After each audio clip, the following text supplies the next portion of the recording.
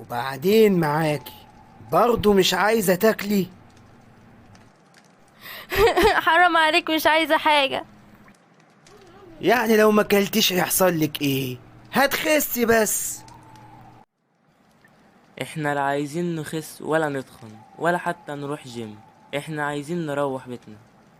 لا خفيف، مش هتروح جيم ولا حاجة، هتروح الجحيم. عارفه ولا تستنى لما توحوح؟ شكلها كده ليلة بيضة ملهاش اخر. صح، شطور، ملهاش اول ولا اخر. على فكرة، بابا وماما بيدوروا علينا دلوقتي ومش هيسكتوا. طب يا ريت يدوروا علينا بقى كويس علشان يعرفوا احنا فين ونعرف احنا كمان فين.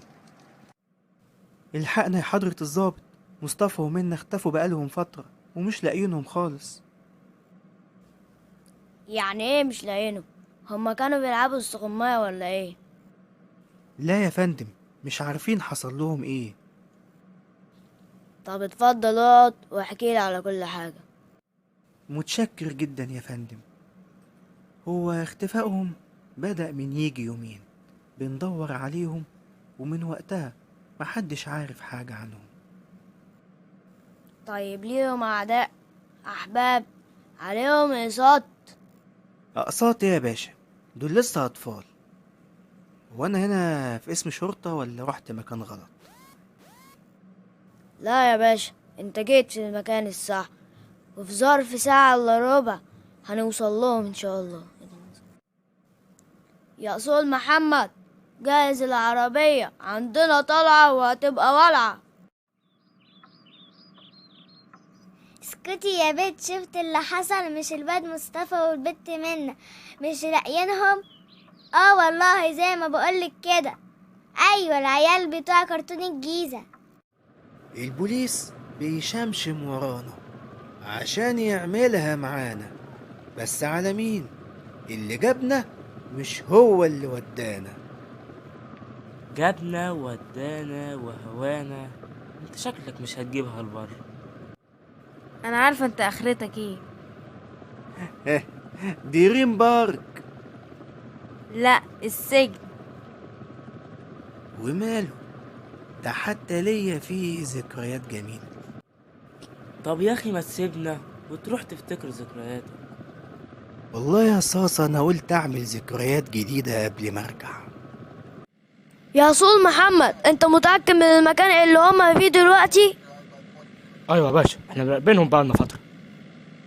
على الله نلحق الحفلة من أولها ونطفي الشمع.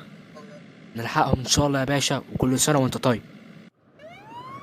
والله وقعت يا دبور، وانا جاي عشان ارحلك. اتأخرت ليه يا باشا؟ ده أنا من كتر الوقفة رجليا نملت.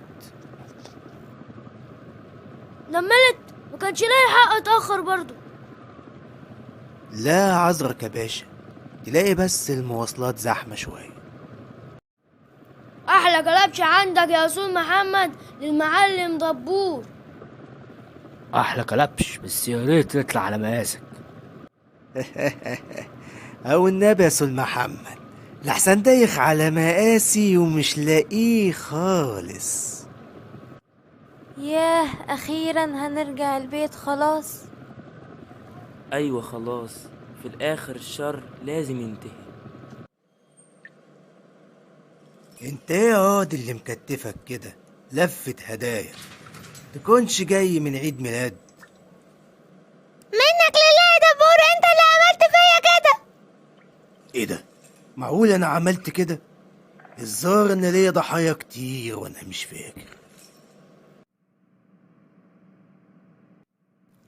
كده يا دبور وقعت، بس برضو العيال دي مش هيعدوا من تحت ايدي. بقول لك يا متهم، لا تؤجل عمل اليوم الى الغد. يلا خش ننضف السجن. ايه ده؟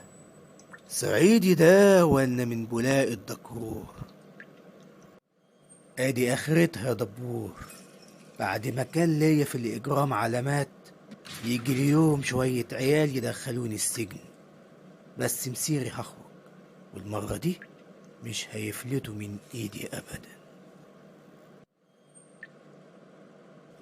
منك لله. هتقعد ولا ريح حالك خالص؟